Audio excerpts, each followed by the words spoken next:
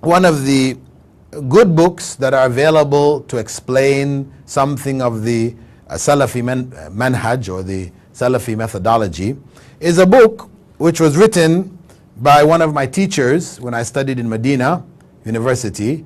I studied with Imam Muhammad Nasiruddin Al-Albani. I studied with him for some 4 years whilst I was in Madinah. I also studied under one of his leading students, Sheikh Muqbil Al-Hadi. I studied takhrij of hadith in his home. He was a personal friend. However, this book, in the fact that it has a good explanation, actually taken from some of the lectures of Sheikh Nasiruddin, it also leaves out other elements from the Salafi manhaj, which for many people who have gone to extremes, they deliberately oppose. So for example, Sheikh Nasiruddin spoke very strongly against Hajr, that is abandonment, where we abandon the believers, we don't have anything to do with them. We won't shake their hands, give salams to them. If they walk on one side of the road, we go and walk on the other side of the road. You know, this practice Sheikh Nasiruddin was vehemently opposed to, gave lectures against. One of his lectures, which was advice to the brothers in the Emirates, I translated it and put it up on my website, bilalphilips.com, just to help people understand that this attitude and this approach was not really from the manhaj of the Salaf. Now, Hajr, abandonment, this is valid where you're dealing with clear deviance. We're dealing with others who are calling to a way completely different from that of the Salaf. Not for somebody who you feel has deviated in a particular issue. He has taken a position different from your position. So now you're going to treat him as if he or she is an open deviant, an enemy of the ummah. No, this is not the way. And Sheikh Nasiruddin spoke very strongly against it, saying that that will only isolate yourselves. You can't reach those who have made mistakes in that way. Instead, you should keep them within the fold and work with them and help to try to correct these things. This is the proper way to deal with it, as the earlier generations did. So we have to be conscious of this actually deviant practice. This is a deviation from the methodology of the way of the early generations of leading scholars. That practice found commonly on the website Salafi Publications and TROID. These are the main two extreme websites which call to this hatred of du'at, leading scholars and Islamic workers who are working for the sake of Islam, who openly say that they're following the way of the Salaf. Maybe they have some mistakes here or there, but who have been attacked, come under full attack by these sites. Now the sites contain good material, just like the book which I showed you, produced actually by TROID. It has good material, but there is a basic dishonesty in their methodology, in that they will take from the scholars what agrees with them, and they will ignore what doesn't. This is a deviant way. If we want to present the position of the scholars, present both sides, so people can see and hear what their opinions were on these other issues. Even though you don't agree with it, that is the correct way. And when you read the books of the early scholars, you see that's what they did. They will mention the positions, the positions held by the earlier scholars, and they would show both sides. But today, where a scholar, for example, is conceived of having made a mistake, to mention the good that he has done, this is labeled muwazana. They are a name, this extreme group has put this particular name to indicate a form of deviation, that anybody who has been declared off this manhaj, who has deviated from it, now you should never mention any good about him. They say this is like speaking about the good which Satan did. Well, okay, yeah, Satan, okay, Satan is an open enemy to us. Allah says he's an open enemy. Take him as your enemy.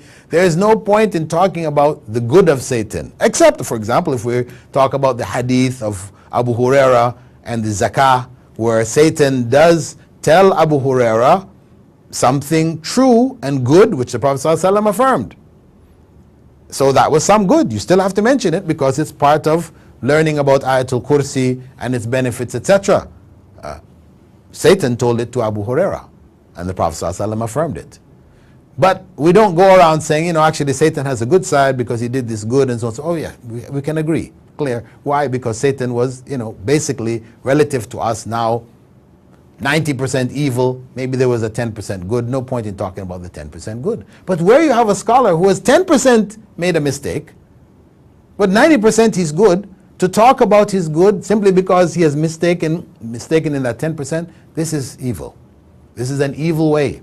And as a result of it, we see that the lists of scholars amongst these groups, TROID and SALAFI publications, and those who follow their manhaj, the list, if you go back 15 years, was a big list of all of the major scholars.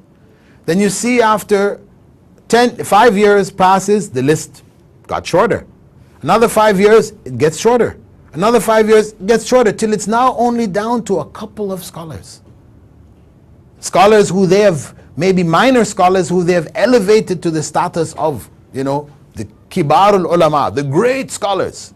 But in fact, there are many great scholars there who they just are quiet about, because these great scholars don't agree with their methodology.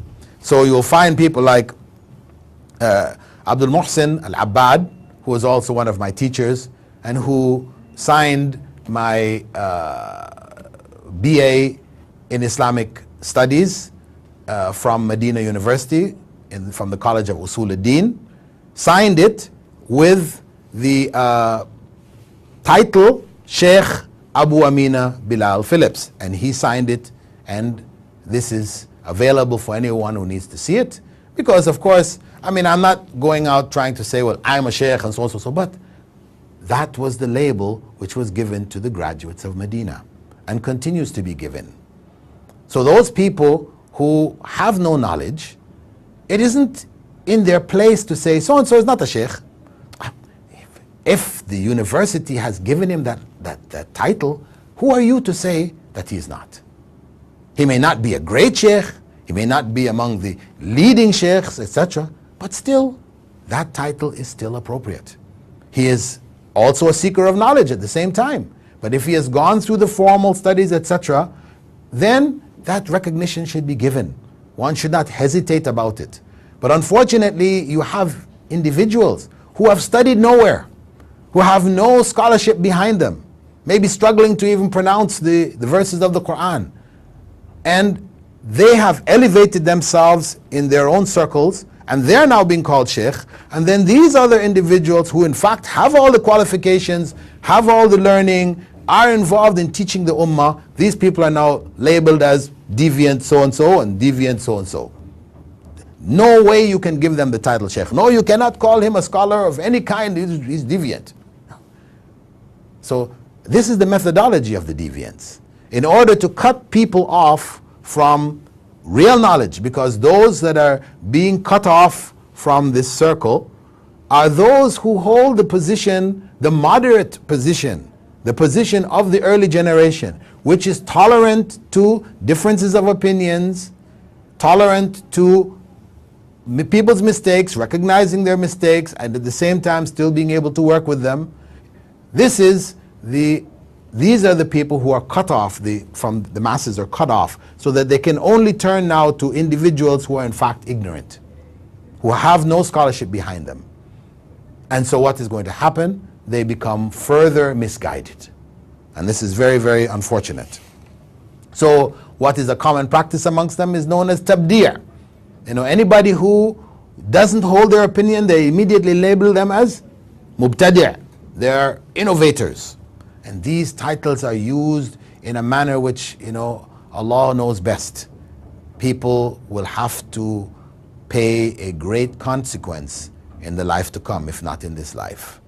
Because this attitude of labeling people's deviants, and this is a very, very serious label, when in fact they are not, this is a great misjustice, an injustice done against those who are struggling to teach Islam to the masses. So, brothers and sisters, one of the ways and the positions held by this manhaj al-Salaf, which is correct position, is that we don't call to revolt against the rulers. That those who revolted in the past, they created more chaos than any good that they sought to do. It doesn't mean that we accept all evil that may come from rulers. We should oppose it, but oppose it in a way which is not going to create chaos in the society. You know, there are legal channels that this can be dealt with. We use the legal channels that are available to us. Otherwise, we're patient. And this was the way of the early generation. Not to say that there were not some from the early generation who did revolt, like Hussein ibn Ali, the grandson of the Prophet Muhammad ﷺ, and others, Ash-Sha'bi, others from the Tabi'een, etc., who did revolt. They did join revolts. But we don't take those exceptions who did that as the rule and say, well, that was the way. No, there were exceptions and they were mistaken. And those who did join revolts ended up being killed and bloodshed, and what they sought to achieve was not achieved. That's the reality. That's what history has shown us. We cannot deny that some of the early respected scholars did join revolts against oppressive, tyrannical rulers. But others among them, who represented the majority, people like Al-Hasan al-Basri, when people came to him in Basra asking him to support and to join in the revolt against Al-Hajjaj ibn Yusuf, who was massacring Muslims left and right, killing the Sahaba and all this, you know, firing rocks on the Kaaba, breaking down the Kaaba. This man was a tyrant. But Al-Hasan advised them to be patient. They didn't have the means, they didn't have to resist this man, that so to revolt against him was to bring bloodshed. They didn't take his advice, they revolted, and they were all massacred. But this was Al-Hasan al-Basri, known to be amongst the great Tabi'een, and many others like him took that position. When Hussein ibn Ali wanted to go out and join the people of Kufa, the people of Madeenah, the scholars of Madeenah, his relatives and the other Sahaba advised him, don't do it. Don't. Better for you to stay here. Don't trust these people. What you're being drawn into is chaos, harm. However, he made the decision and went and was killed. So that happened, that's history. But we learn from the mistake. We don't say, well, because he did it, we should do it, or we can do it. So this again is among the issues of that manhaj, which the proper approach to understanding the Quran and Sunnah ascribes itself to. And this is what I personally ascribe myself to. There are people who say, Bilal Philips, he's a deviant. He's not a Salafi. He doesn't call himself a Salafi. Well, I am a Salafi.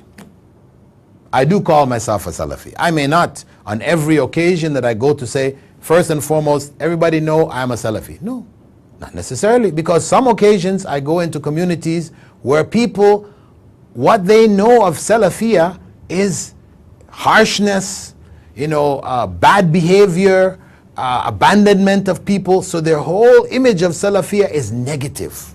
So for me to go and say, listen, you all, I'm a Salafi, here's what I have to say. Once I said Salafi, their ears closed. So what is the point? What is the value?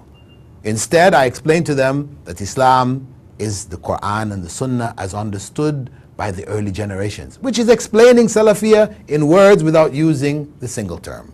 So don't feel, it is incorrect for you to feel that simply because a person doesn't walk around with a badge saying, I am a Salafi, that they're not Salafi.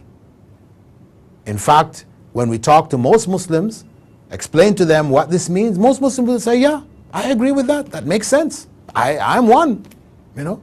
But they may still have issues in their overall beliefs, etc., but they subscribe to it. So we should not be quick to cut people off the manhaj, you know, label the mass of Muslims deviants, etc. No. If the knowledge has not come to them, because remember the verse said, وَمَن يُشَاقِقِ الرَّسُولِ مِن بَعْدِ مَا تَبَيَّنَ لَهُ الْهُدَى. Whoever opposes the messenger after the knowledge, clear knowledge has been made available to him, that is the condition. A person hasn't had clear knowledge brought to him. So how do we judge him? How do we deal with him? We have to deal with him as a brother or sister Muslim who needs to be educated. And we educate them. That is the way, in a loving way. They are our brothers and sisters. إِنَّمَا الْمُؤْمِنُونَ إِخْوَةً. The believers are one brotherhood. So what are you saying when you don't want to have anything to do with them? They're not believers? So they're not a part of the brotherhood? No, this is wrong. This is not the way. The correct way is for Muslims to maintain the unity of the ummah, to correct the mistakes within themselves, to be patient with other people, to have other opinions and other preferences. But our job is to make the message clear to them.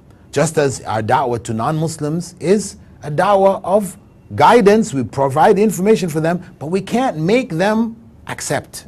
As Allah said, إِنَّمَا عَلَيْكَ الْبَلَاغُ وَعَلَيْنَا الْحِسَابُ. Indeed, what is on you is the conveyance of the message, and I will take people to account. That is Allah's responsibility. So let us, brothers and sisters, understand Islam in its original purity. The understanding of the Quran and the Sunnah as it was understood by those early generations, the Salaf. To try to apply Islam today in accordance with that understanding. And within that understanding is tolerance, flexibility, love, a brotherhood which kept the early Muslims together for the sake of Allah. And with that, dear viewers, I'd like to thank you for being with me on this program, sharing this thought, and I hope that Allah will guide myself and yourself to that straight path and keep us on it until we leave this world. Assalamu alaikum wa rahmatullahi wa barakatuh.